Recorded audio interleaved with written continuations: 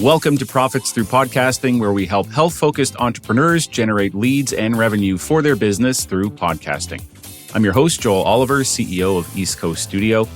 We launched a podcast about 6 months ago, and I want to do sort of a Dear Diary here, documenting our progress. Now, if you've done this before or you've passed this milestone, well, you're probably going to hear some familiarity in this story. Probably you can relate to it. And if you're new and you've only just started podcasting or you've been considering doing it, well, you'll get an idea of what you're in for.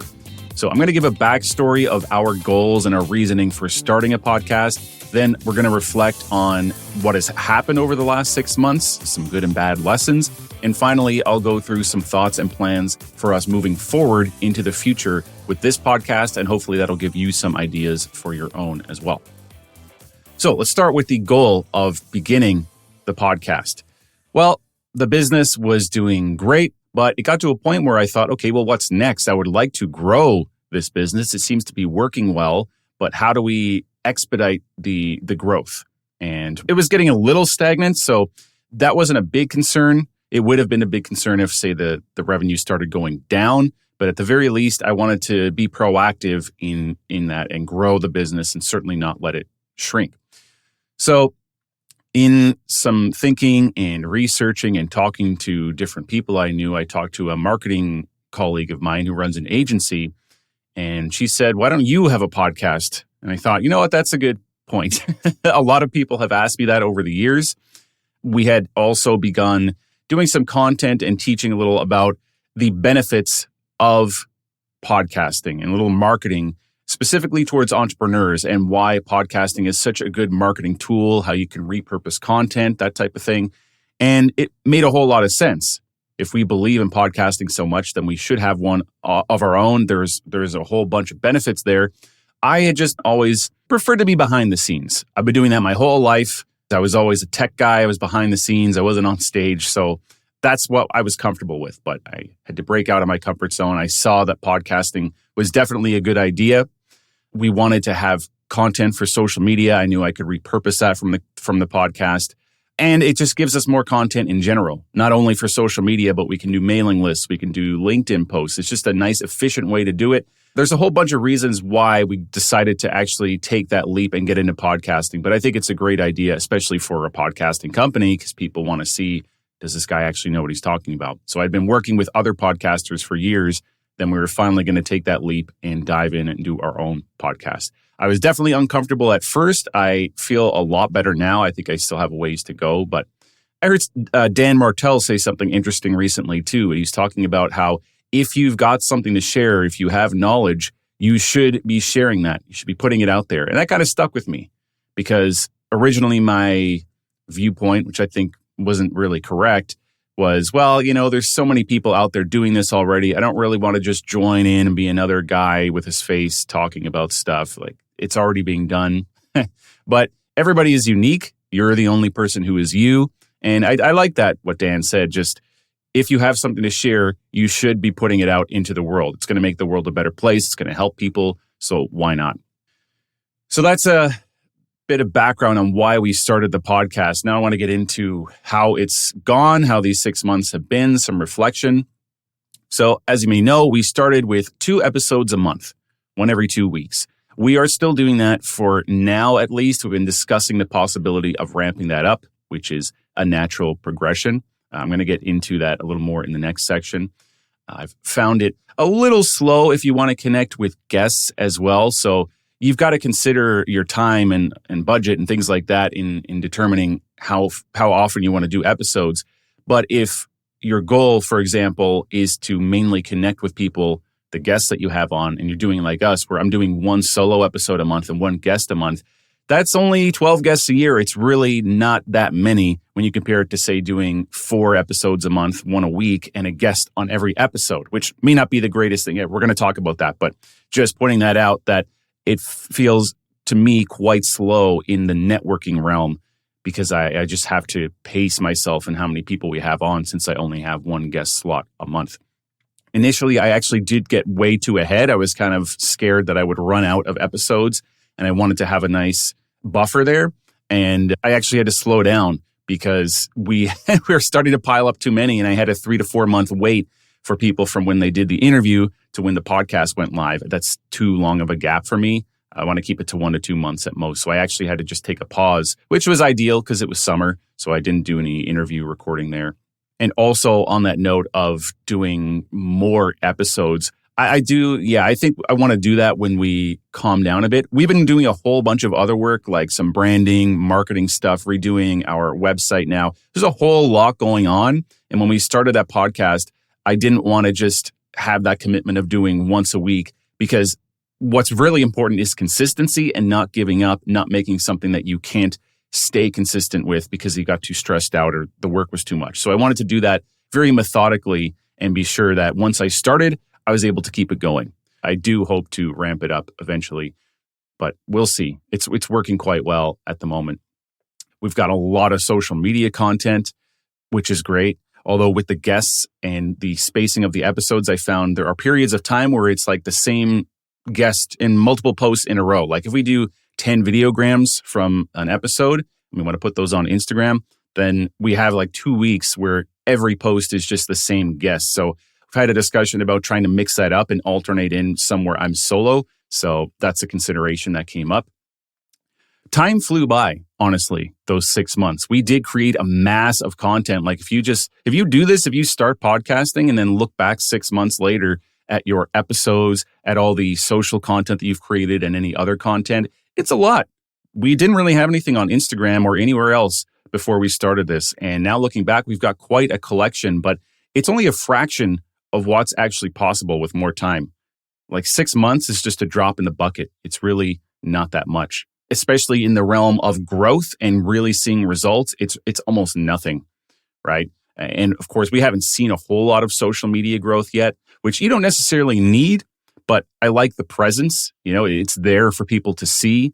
We did have a few people already that we were on calls with that booked calls with us and mentioned, hey, I was looking at your Instagram.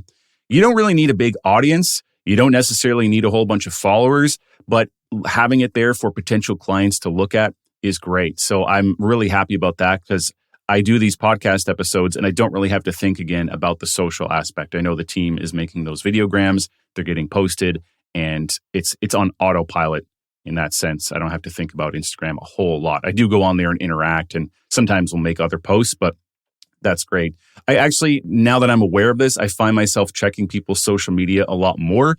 If it's someone that we're considering working with, or just when I come across something where I'm doing a podcast audit, I'm looking closely at the social media. And you'd be surprised, every now and then I find people's websites like still linking to a profile, Instagram, for example, and they haven't updated it in 2 or 3 years. That's not a good look.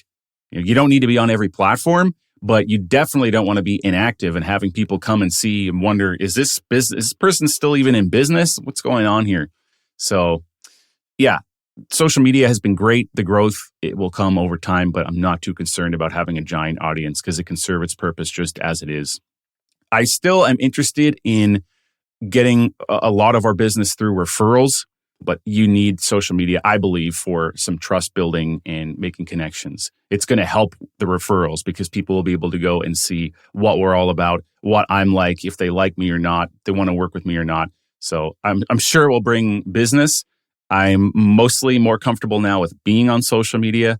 I'm not going to give up on it. I'm just going to continue to do what we're doing, and it's going to do its thing. And with our high ticket offer now, especially, we don't need a giant audience. So our goal is not to have thousands of followers. It's just not necessary for what we're doing. Another thing here that I've been reflecting on, having done a podcast, is it gives you a different perspective doing it on your own versus helping others. There's a saying, there's a difference between knowing the path and walking the path. Because as I've mentioned, I've helped people with podcasts for many years, from the production, launching, all kinds of technical stuff, a bit of marketing chat. So I've been giving people that advice. But once you're actually doing it yourself, it's different. I know it takes consistency and providing a lot of value and time, but it's easier to just say that. When you have to be the one who is patient and you have to be the one putting your face out there and wondering if you're going to be judged and things like that, it is different, right? There's 2 guys, Colin and Samir. They're YouTubers and they talk about creating content. They speak with creators. They're saying 3 to 5 years for a YouTube channel. Like if you're serious about starting a YouTube channel and growing it, 3 to 5 years minimum.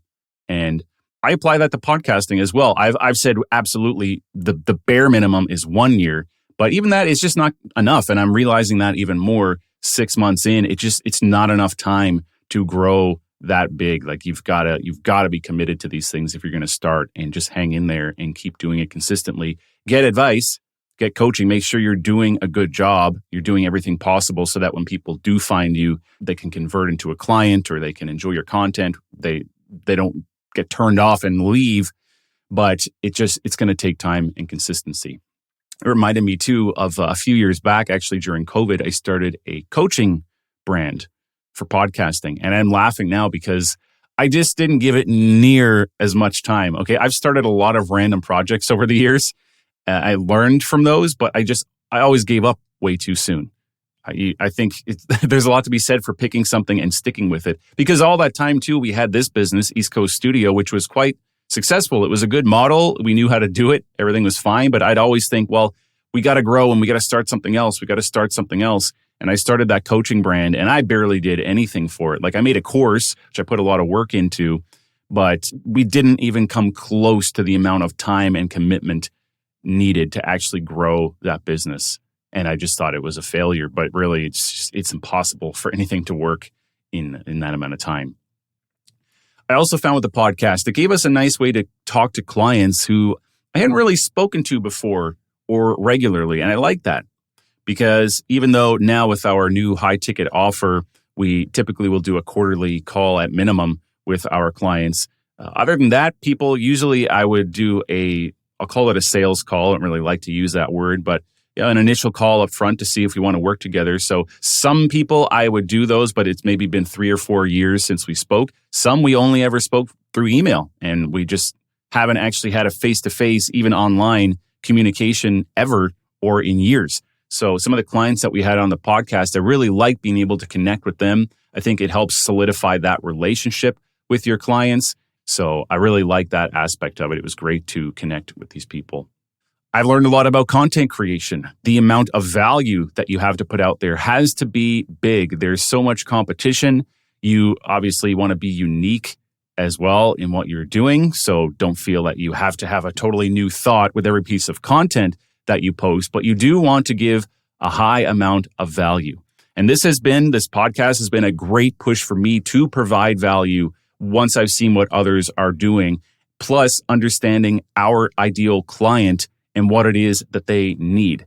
I learned a lot from thinking about that. I learned a lot from having guests on. Because for a long time, before we, in the last 1 to 2 years, started this new rebrand and marketing push, I didn't really know who our ideal client was. It was kind of whoever had a podcast. But thanks to a business consultant, I was able to start thinking about that more. And now that we're putting content out there, I understand the importance of really thinking, is this content useful to this ideal client? So I've learned a lot about that by doing this podcast. And I've also had this thought like, oh yeah, it's actually, competition is hard. It's easy to fall stagnant. And we do a great job in the business here itself. But the marketing, the connecting, it's easy to just get comfy with serving clients, I've found, but not be looking at how to do even better or what's trending in the market or what others are doing. Not to say to be obsessed with competition. I don't like that. I don't think comparing yourself to others is really a good idea. But up until we started this whole new thing, I wasn't really looking at anyone, even say people who would be allies in the marketplace, not like our competition, but people we could collaborate with in the podcasting space. I wasn't really looking at much of that. And now that I am, I'm much more on top of what's going on in the industry, the trends, things that we should be aware of, where things are headed, how I can better help my clients. I feel like I'm able to help people much better now that I'm doing this podcast and having to stay on top of things within the industry. And it's a lot of work. And I've also realized that this whole fact that I preach having help with your podcast and not doing it on your own, yep, I've verified for myself. It makes a lot of sense.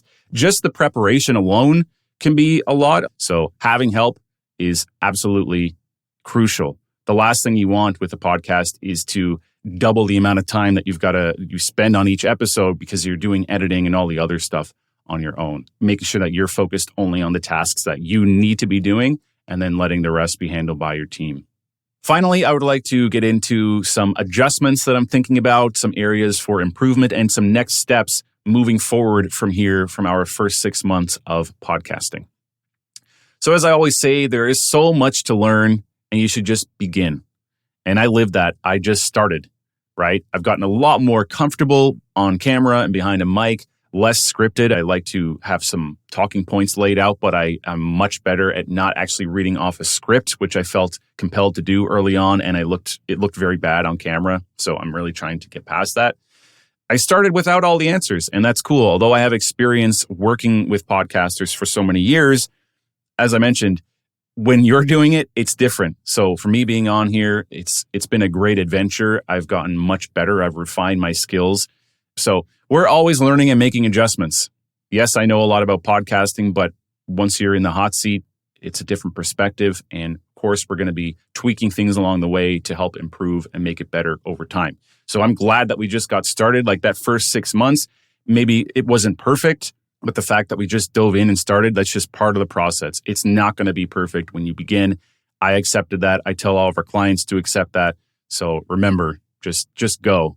You do want to get some help. You want to make sure you're on the right path. You're not making a fool of yourself, but otherwise just accept that from the beginning, you're going to get better over time. We are adjusting our branding right now, as I've been talking about. We are focusing in on health and wellness related businesses. And I'd like to focus more on guests who are working within that industry, who have podcasts that are helping them with successfully running their business in the health space. So we'll be doing a little more of that, which I think will be very valuable to our ideal client. I'll still have occasional experts on, but I think that's the focus we're going to go on, is more highlighting of actual clients who would be just like the people that we would want to work with. If that makes sense. So that's my focus for guests on the podcast. Now, it's tempting to have a lot of those expert type guests on your podcast, and it can bring your audience value, but it doesn't position you as an expert. And that's one of the big benefits of podcasting. So it's not that we need to eliminate guests altogether, but shift the type of guests that we have on and continue to do great jobs with solo episodes. So that's a thought that's in my mind. You know, so many guests that show up on Podmatch, for example, it's a website I use to connect with guests. There are so many that I think, wow, this person seems very interesting or be very useful to our audience. But remember this lens of your ideal client. You need to be very appealing to them, this podcast, your business.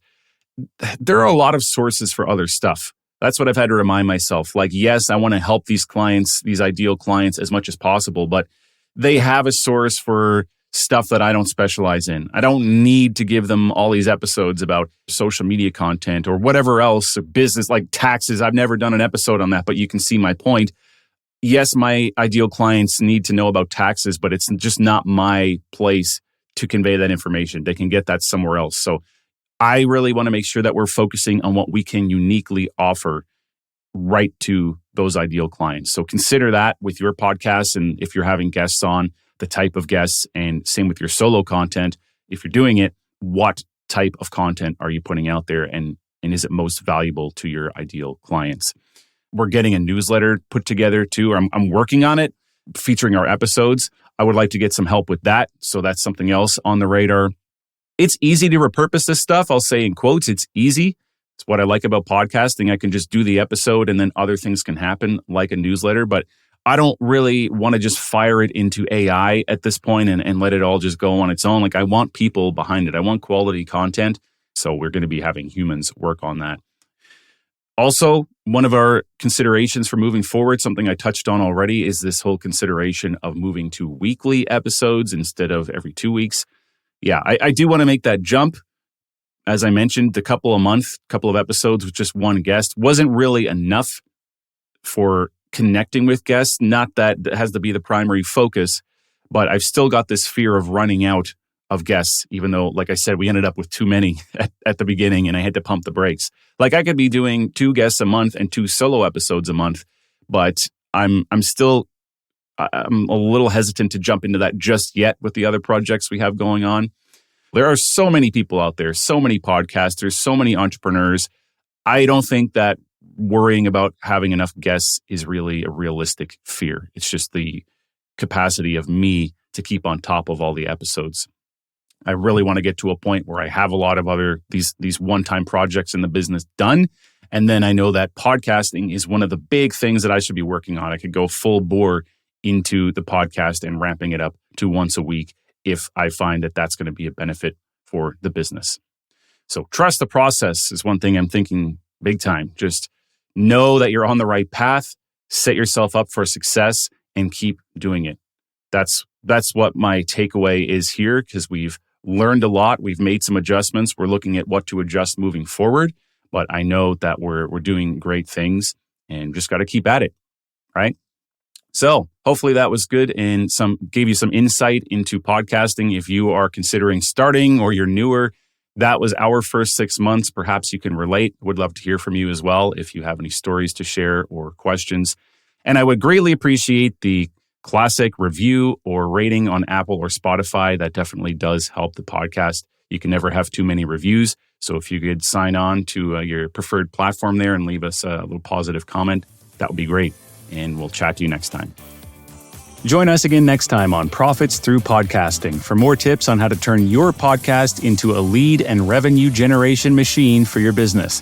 And if you're ready to let a team of professionals handle your entire podcast production workflow so you can focus on the most important tasks in your business, visit eastcoaststudio.com/apply.